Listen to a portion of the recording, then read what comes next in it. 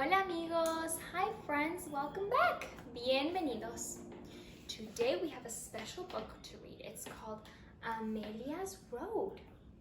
I think it's in Spanish and in English.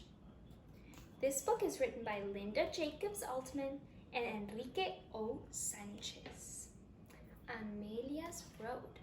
This must be Amelia. Let's see what her story is. I see she's holding some carrots.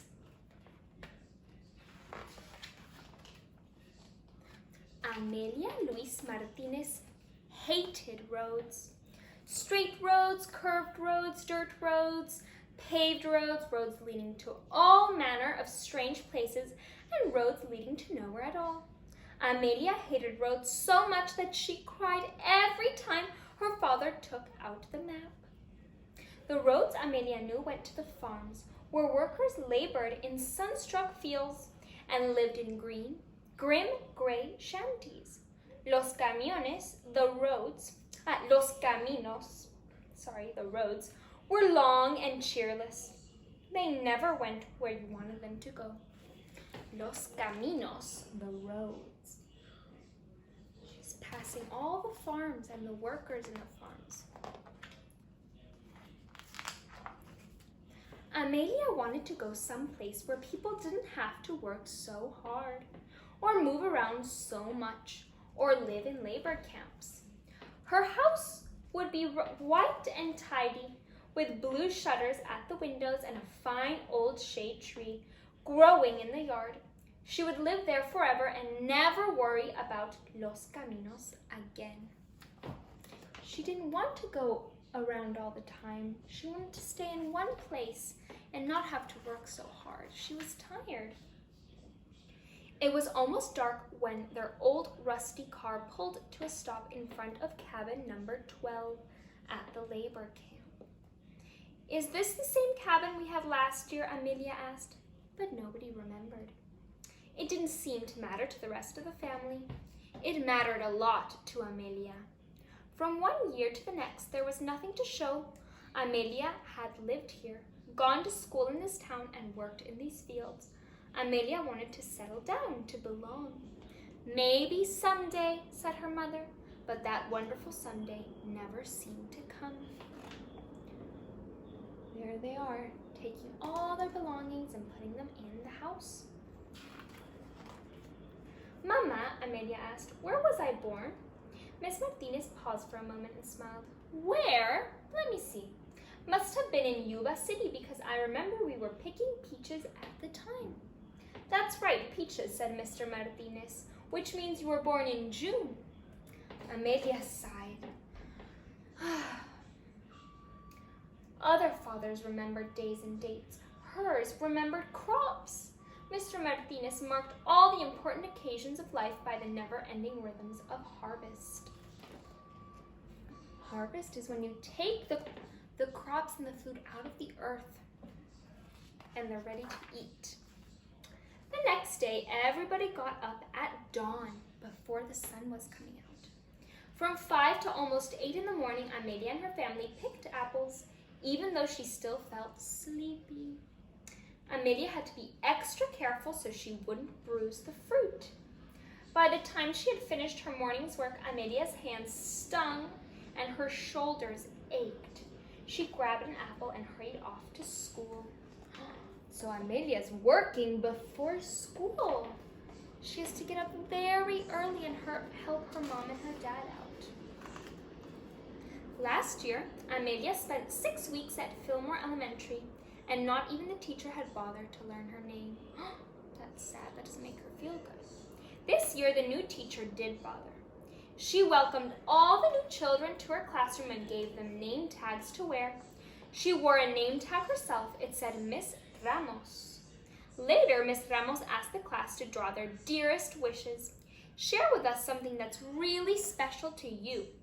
Amelia knew exactly what that would be. She drew a pretty white house with a great big tree in the front yard. When Amelia finished, Miss Ramos showed her picture to the whole class. Then she pasted a bright star on the top. By the end of the day, everybody in class had learned Amelia's name. Finally, here was a place where she wanted to stay.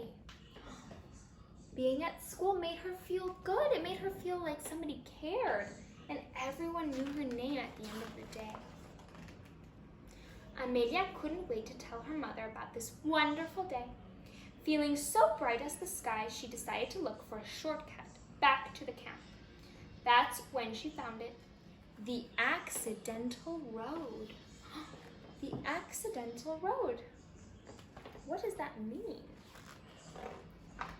Amelia called it the accidental road because it was narrow and rocky, more like a footpath that happened by accident than a road somebody built on purpose. She followed it over a grassy meadow, through a dump of bushes and down a gentle hill. There, where the accidental road ended, stood a most wondrous tree. It was old beyond knowing and quite to the sturdiest, most permanent thing Amelia had ever seen. When she closed her eyes, she could even picture it in front of her tidy white house. Amelia danced for joy, her black hair flying as she twirled around and around the silent meadow. The accidental road led to this tree, a beautiful tree. Almost every day, when work and school were over, Amelia would sit beneath the tree and pretend she had come home. More than anything in the world, she wanted to belong to this place and know that it belonged to her. There's Amelia.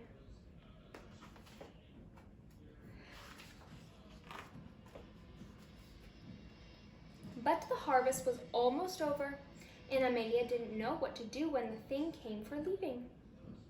She asked everyone for advice. Her sister Rosa, her parents, her brother Hector, her neighbors at camp, and Miss Ramos at school, but no one could tell her what to do.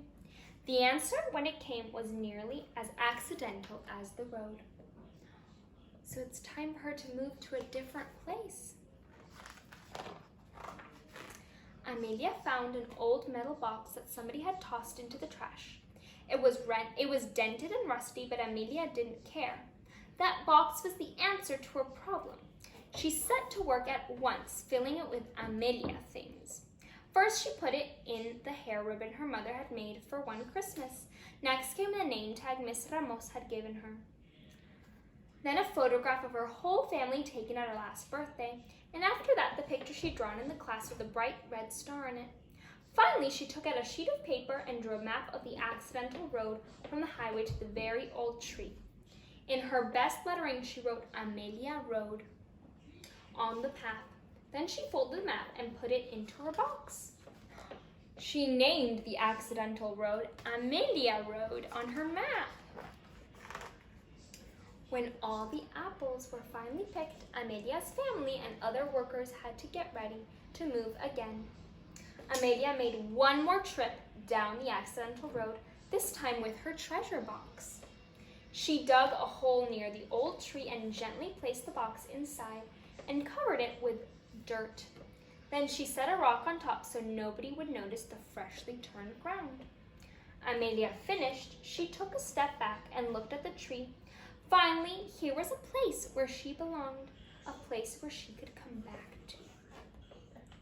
There she is, digging up a hole to put the box in so she could come back to it the next year. "I'll be back," whispered Amelia, and then she turned away. Amelia skipped through the meadow, laughed at the sky, even turned cartwheels right in the middle of the accidental road. When she got back to the camp, the rest of the family had already started packing the car. Amelia watched them for a moment, then took a deep breath and joined in to help. For the first time in her life, she didn't cry when her father took out the road map. She didn't cry. I think she's become a bit more brave now. Colorín colorado, este cuento se ha acabado. That's the end of our story. I hope you liked the story about Amelia and her road, her accidental road to a beautiful tree, which made her feel safe and at home. We'll see you next time. Adios.